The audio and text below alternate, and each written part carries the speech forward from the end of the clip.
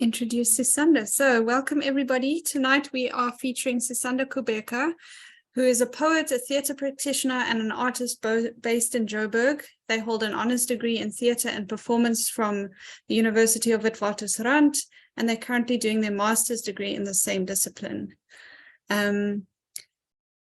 As a writer, they're guided by infinite curiosity in the human condition, and they write poems that grapple with complicated questions about pleasure, community, trauma, and healing, amongst others. Their work has been published in notable South African lit journals, and in 2021, they were the winner of the New Contrast National Poetry Prize with a really wonderful and unforgettable poem. Please join me in welcoming Sisanda. Over to you. Please just unmute yourself again. Thanks. Thank you, Melissa, and thank you to the Red Wheelbarrow Poetry Group for inviting me. I'm really excited to be reading with you all tonight, and thank you so much for that lovely introduction. I'm not going to do too much talking between poems, but I did want to just start by saying hi to everyone. Thank you so much to everybody who is tuning in.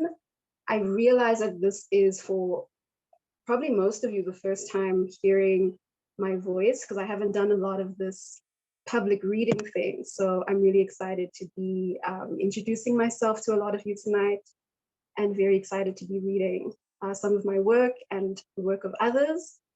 So I'm just going to jump straight in. I'm going to start by reading some poems of mine that have been published, and then I'm going to jump into some unpublished work, and then some work from some other poets that I love and admire. So the first poem I'm reading tonight is a poem that was published in New Contrast. It's a poem that I wrote kind of a while ago. I mean, this is one of the earlier poems that I wrote. And I mean, it's about a bunch of things, but essentially it's about doing drugs. So this is Melting Faces at the Park. The harsh hues of winter press gratingly against our cheeks, and we shut the cold out with both hands. I watch as the smoke pours out of my nostrils, and I inhale again, desperately drinking the mist before it disappears. My lungs are too full now, and I might die at my happiest, ballooning with air and pulling apart at the seams, bent over on the picnic blankets, hugging myself like my bones will climb out of my body. My friend looks at me with a departed gaze, and the chill disappears from the park. We are both elsewhere now, holding each other as we drift. I pick up a dry acorn, and I suffocate it in mist. The laughter rushes from my body without a warning. Before we know it, we are howling at this acorn, delighted and amused. I toss it as far as I can, and it lands just a few centimeters in front of me. I'm too high to flick my wrist with enough force to throw properly. My sternum cracks open, and I am bleeding onto the picnic blankets now. I watch the blood soak the baby blue cloth as more laughter pours from me. I try to stuff the gaping hole with acorns. I want to stay in this park forever, or at least keep a part of it with me, carry it around, nestled between my ribs, so that I can remember how to laugh without the drugs. Next, I'm going to be reading a poem called Black at the University, published in stanzas. Black at the University. She's sitting in a room full of white people discussing Afrofuturism. Everyone seems to be an expert on the matter, their tongues cracking like lightning as they flex their fluency. She cannot remember how she ended up there, glued to her seat, a panicked statue. Perhaps the future is white, and I'm a time traveler. She makes eye contact with one of her fellow students as the conversation takes a turn for the worse, and suddenly she's asked to describe her South African experience. Traumatic, she says, and leaves it at that, watching the faces in the room fall. No one wants to hear that word today. Everyone came to be inspired. The air is static, and she offers a wafer chuckle to ease the tension, thinking about all the ways in which Black girls are fluent in soothing white egos.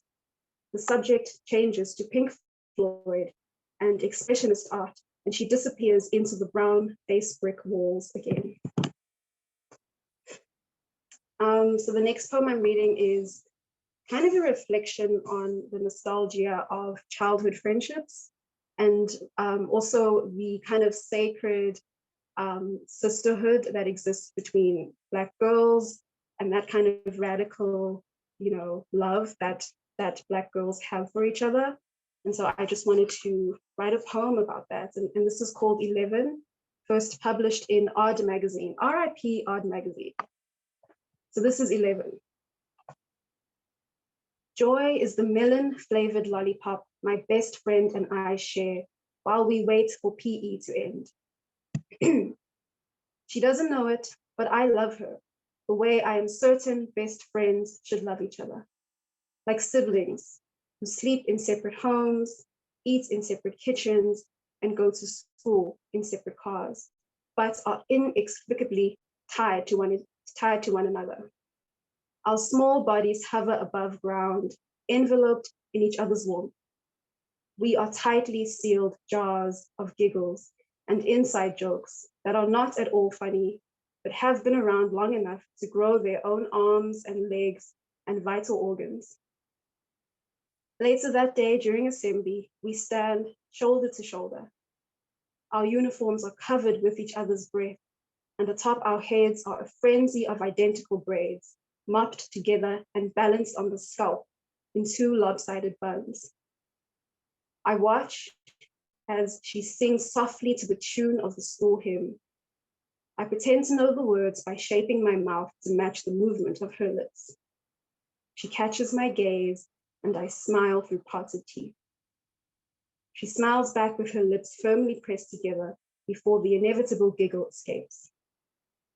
I'm certain this friendship will last forever, and that we will never age or attend a single funeral, so long as the invisible yarn that shoots from the hip bone and keeps us tied together stays put. It is a safe dose of delirium with no anecdotes or cure. The bell rings, and we race to the sunniest spot on the playground.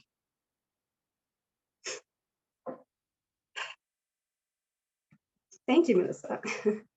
So next I'm going to read the poem that I think, if any of you have read my work, you're probably most familiar with, potentially.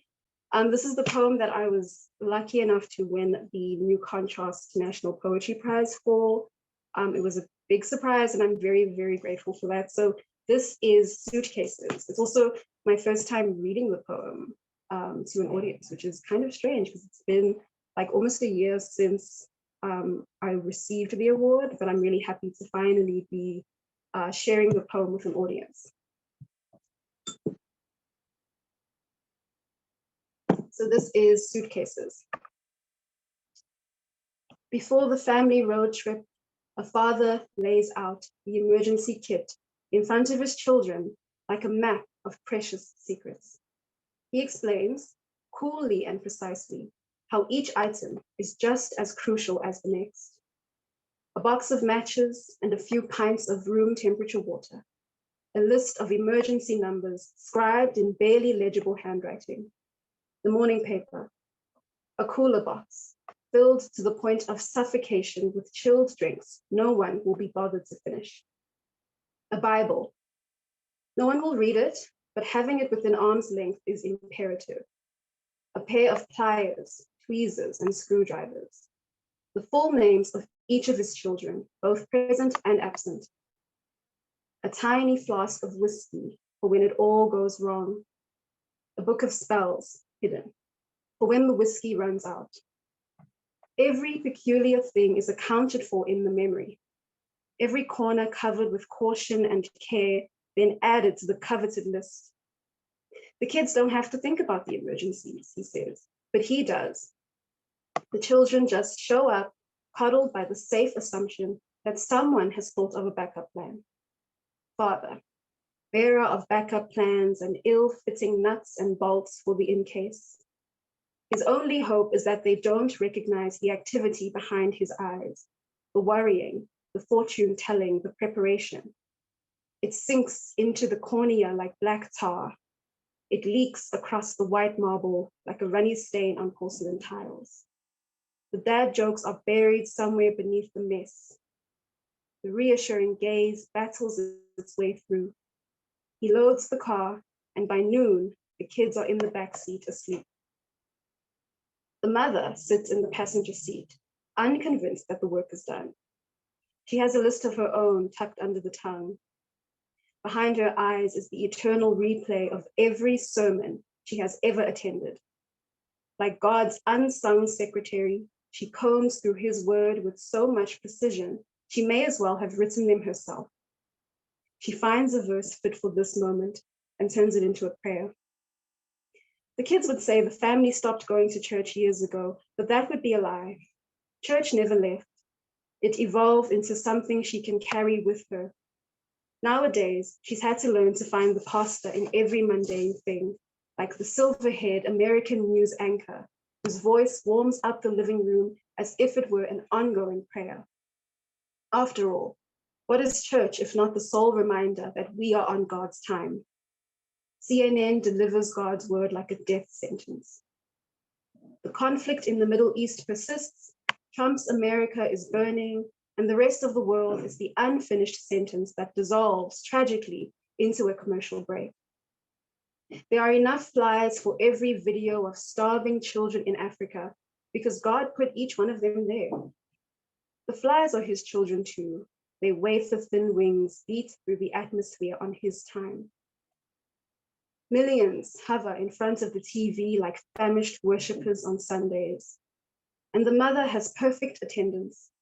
Each headline is yet another emergency she must be ready for, in case the rest of the family is not, and they won't be. If faith is simply fear personified, then her love is like vengeance. The father looks at the GPS as if he doesn't know the way already. The mother looks ahead into the depths of her own prophecies. So this is the part where I start reading poems that are unpublished and that have never seen the light of day beyond my eyes, my own two pairs, my own one pair of eyes. And so these poems are still in process. They're still finding their feet. Some of them are more complete than others, but I want to share some with you. And before I read this next poem, I do need to issue a quick little trigger warning. This poem really speaks to violence faced by Black femmes. So if that's something that you're not ready to hear right now, please take care of yourself and step away. It's a very short poem. So, and there's, I think, a couple more poems that will also be getting trigger warnings. So I'll just let you know when we get there. But this is a poem that I kind of wrote it thinking about the internet and the way that we receive images of Black femmes who are experiencing violence or who are experiencing public displays of like humiliation or kind of like being turned into these kind of spectacles. And we're very desensitized to these images. It's the memification of Black femininity in pain that I just kind of wanted to speak to. And so this is a poem that's called, What's That Meme Again? The supermodel holds a gun to the Black contestant's head and makes her cough and spread so she can be America's next something. 5 years from now, her bloodstains left on the carpets of the hotel room will be immortalized forever on Twitter. Each retweet will be an unsuspecting eulogy while her ghost flings its empty screens at a vacuum for an eternity. This culture is made of broken bones and starved punchlines, a culture of lost things. All the trending hashtags are recycled nightmares belonging to the supporting characters of history. In a time where a sex trafficking saga turned Twitter thread makes for good indie cinema, and all the audience leave with are inflated egos. We are doomed. What a mindfuck the nebulous metaverse is.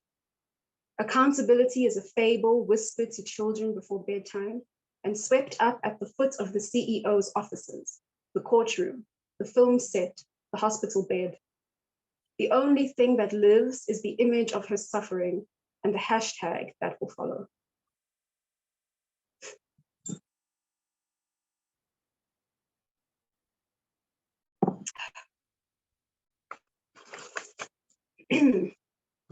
This next one is called Pulling Words Like Teeth. The front door is half open like a sorry mouth, pooling with apologies. And this home is a site of mystery, a vacuum-sealed, airtight container for constellations unnamed. Every family has their secrets, their big unknowns, sullen and swollen, filled with blood and hot to the touch. It is a tender time of year. The girl knows this because she sees how the adults tiptoe around her bedroom in the center of the home. It's not as if she can ask questions, so she stuffs her pillows with assumptions, buries them like seeds to her subconscious, right next to where the prayers used to be, and pretends to sleep peacefully each night. She practices her cool gaze when she sees the scars on her mother's hands, the hissing stains on the generations-old carpet, the departed gaze in her older sister's eyes. She is an expert at remaining unaffected, unfazed, and unwilling to pry. December howls against the fragile window frame. Its boisterous, flaring, audacious gaze knocks on every hollow brick. The girl does not remember what it feels like to be afraid. She is too numb for that, too ripe for the surrender. Before anyone knows it, the girl is a woman, sturdy on two bruised legs, standing on the other side of the open door. Her father is a melody splattered all over the walls, in hoarse, uncertain whispers. Her mother stays outside in the garden, her scarred hands tinted green from talking to the plants all day. By now, the mother has collapsed into pebbles and compost.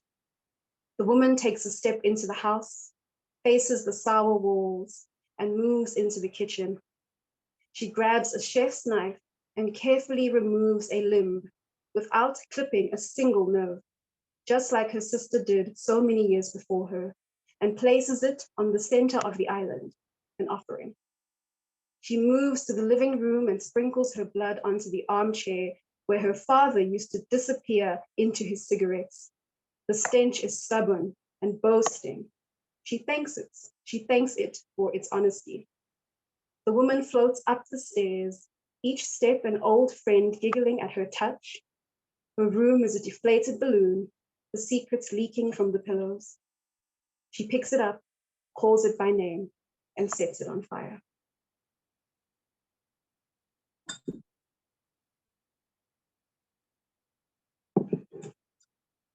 Are we still good? Can everyone still hear me? I'm just checking in. Just want to make sure that everything is good. Please just let me know.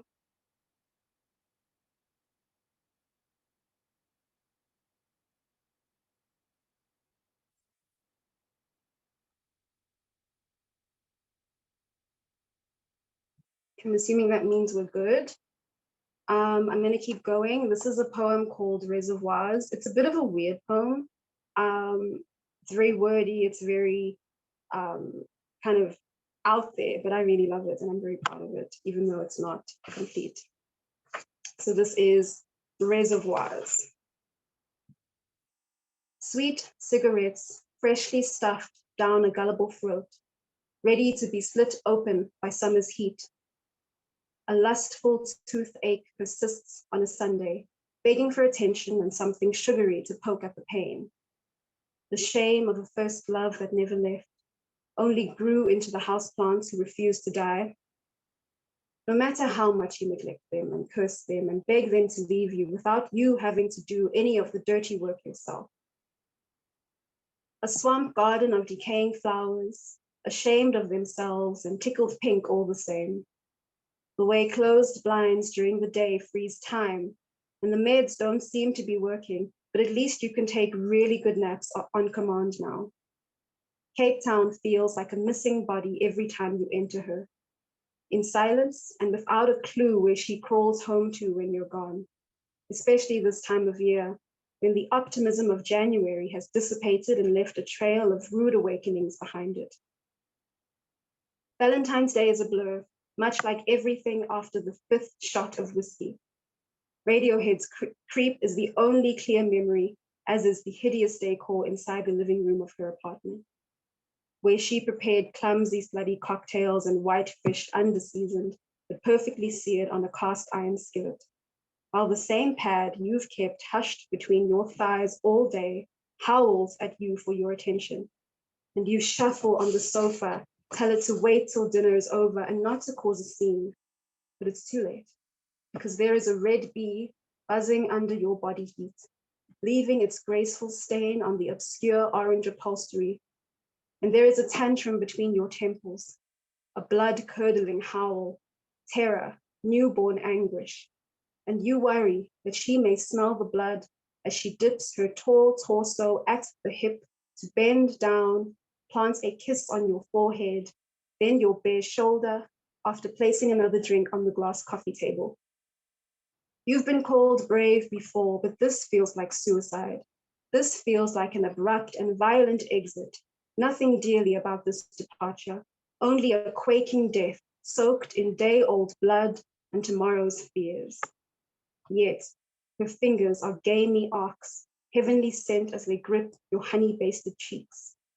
The blood doesn't stop pouring from your mangled core, and she doesn't let go, not even as the red drips onto her Converse.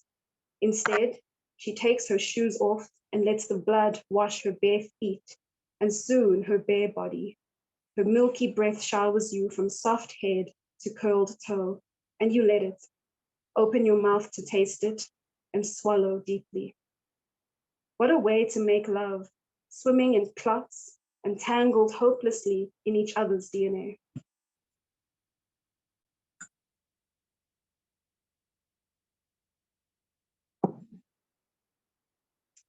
So I'm going to issue another trigger warning for the next poem. It kind of deals with violence, violence against femmes, gender-based violence. And it's really about just the hypervigilance that one has to practice and maintain when you present in a way that seems to attract violence to you, especially in this country. So this is a poem called Poaching. Do you ever just scan the terrain to find the nearest exit?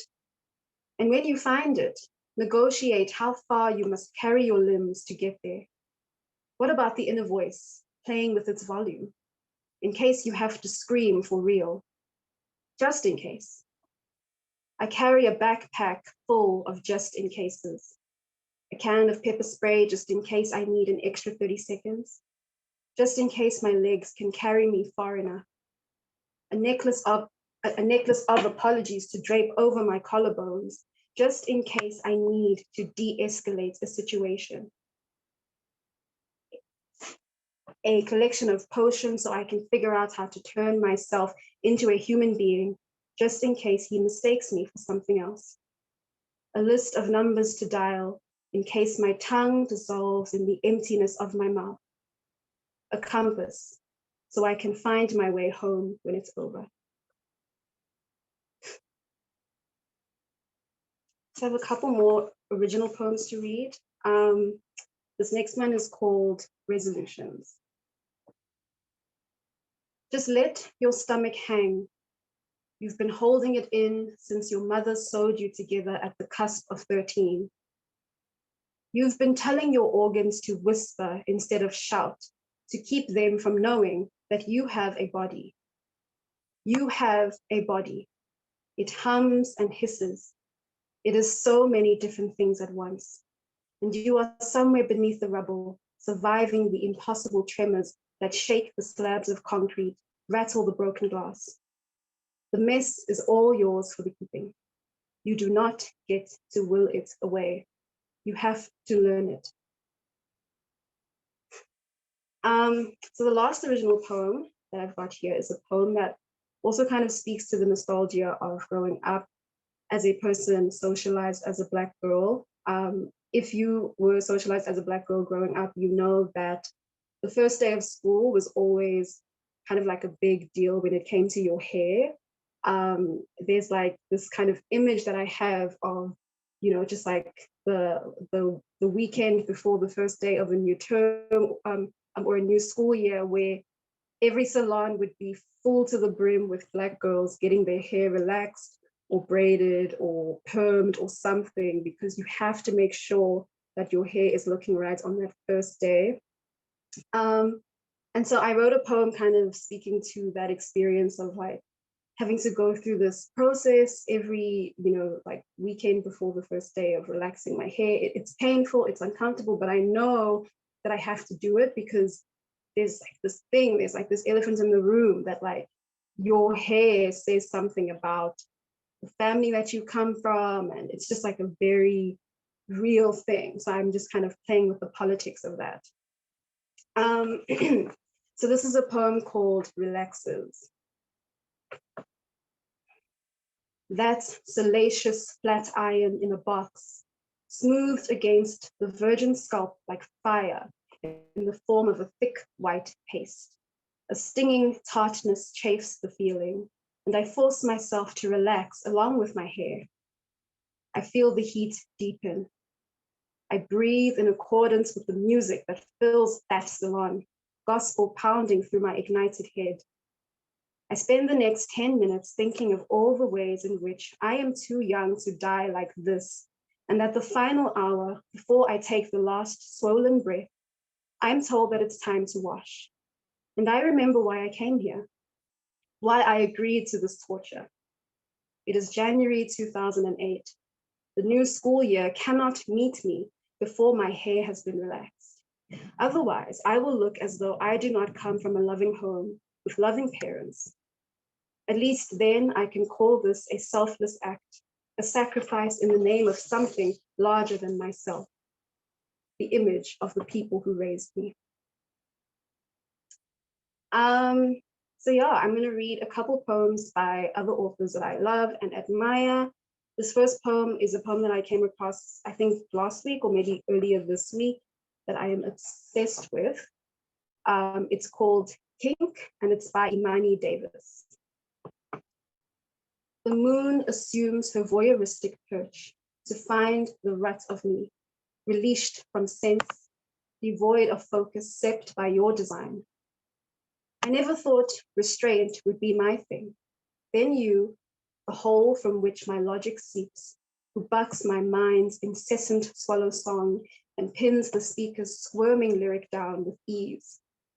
You coax a measured flood, decide the scatter of my breath, and know your place. Astride the August heat, your knuckles tight around my bratty verse, a fuchsia gag. You quiet my neurotic ass, can still the loudness murmuring beneath my skull. Be done. There's nothing more to say. This is Alive at the End of the World by Saeed Jones. The end of the world was a nightclub. Drag queens with machetes and rhinestoned machine guns guarded the red and impassable door on Friday nights. Just a look at the crowd, all dressed up and swaying outside, made people want to yell the truth about themselves to anyone who'd listen, but no one heard. The end of the world was loud. The end of the world leaked music like radiation, and we loved the neon echo, even though it taunted us, or maybe because it taunted us. Kids leaning out of windows hours after bedtime, cab drivers debating fares at the curb, just for an excuse to linger. Pastors who pause at the corner and vow that if they ever got inside, they'd burn it all down. So I'm going to read one more poem, and it is by the amazing Maneo Mohale. Let's just get into this beautiful cover. I think it's so beautiful. This is from their debut poetry collection, Everything is a Deathly Flower. And I'm going to be reading. You just open the page. I'm going to be reading The Night Room. So the poem starts with a quote from Kelsey Savage, and it reads, "Tell me about the femme with the upended gender, the one on the edge of a trigger." The poem begins. This night asks her to leave, and now she does. This night she wears a shirt and becomes another. This night she eats a mango and forgets. This night she joins a chorus and feels uneasy. This night she finds a bridge and writes, "Me too."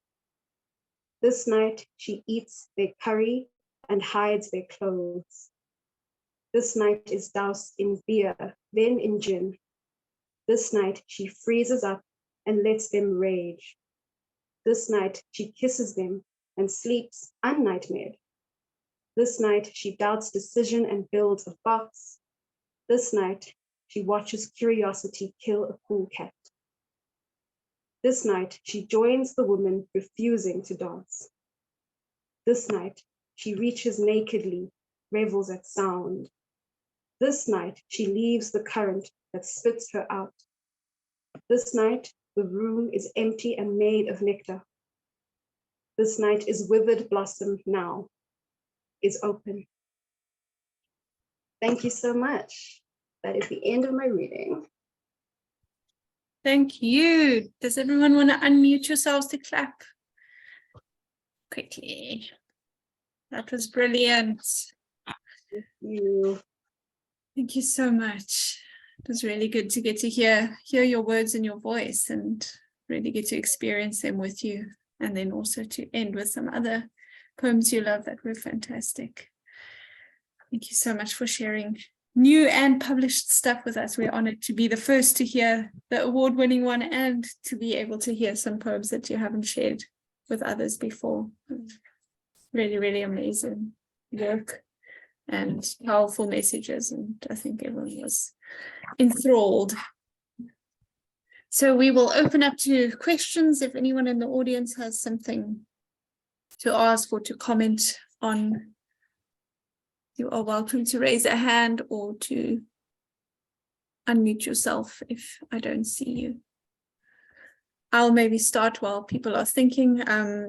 You're studying or working in theatre practitioner and that kind of thing. So I'm curious how poetry fits into that, and also how you kind of fell into poetry or came across poetry, or what draws you to poetry as a, like, in a way separate to your sort of academic focus, if one can call it that. Yeah. Thank you for that. Very good question. I think for me, poetry came first before I even knew that the theater was a space that I could exist in. Poetry for me was something that I was introduced to as a child in school. And as I kind of started to discover what I like and what's interesting to me, I started to find the voices of Black femmes who were in, in that space. And I really started to see myself. And I think where theatre comes in is obviously spoken word is an idea that brings people together and brings, performer and audience together. And actually my master's research is kind of directly concerned with kind of understanding how Black femmes use poetry and spoken word as a space for their own liberation, as a space to connect, as a space to free themselves from the kind of very binary, very, violent thinking of the world. And so for me, now, because of where my research is going, I think of them as the same, or like in the same breath. There's something very theatrical about the richness of like poetic expression. And there's something very poetic about the way that an actor interacts with their audience. And so to me, they really are one and the same, and they speak back to each other. Thank you. Yeah, no, I think that a poet who can perform their work, it is, as you said, it's really that connection. And if we're immersed in a poem, it's the same as being immersed in a play or something else. And your research sounds really very, very cool and fascinating and awesome. Thank you for sharing that. And then I've got a hand up from Jacques, so he can ask the next question. Hi, Sisanda. I hope you can hear me. That was a lovely greeting and it was wonderful to listen to. I'm interested in the kind of resistance poetry and your poems specifically can present to a culture that encourages people to become, to be numbed and to harm themselves. I wonder, I mean, I'm haunted by the image of the girl who mutilates herself, sets her pillow on fire. I wondered if you wanted to say something about this way that poetry can operate as something that keeps us from becoming benumbed, and the way that it works that it operates in your work. So I hope that makes sense. It does make perfect sense. Thank you for that question, Jacques. I think poetry and language, when you write your own pain, your own suffering, your own confusion down, you are already kind of you're like declaring that I have something to say and I want to experience this very difficult thing in my own words and in my own way.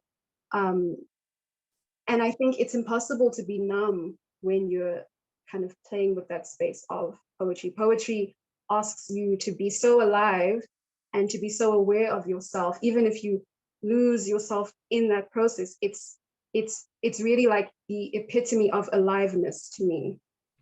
And yeah, I mean, for me, writing these images of these, you know, moments of like great like rebellion, and you know, maybe they like arrive in a more violent way, but that's my way of saying I am alive and I refuse to be numb, like regardless of how many forces are asking me to be.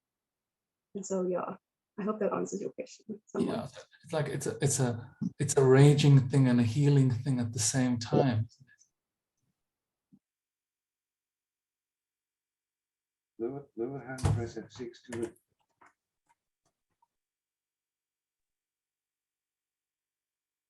Okay, thank you for that question, Jacques. And I really love the epitome of aliveness. That's really beautiful.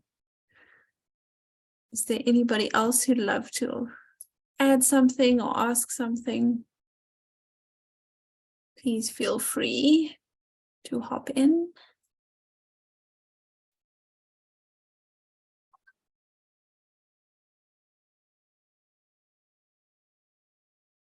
Otherwise, Sisanda, do you have anything you want to share about places people can find you, find your work? Do you have anything else in the works that we should know about?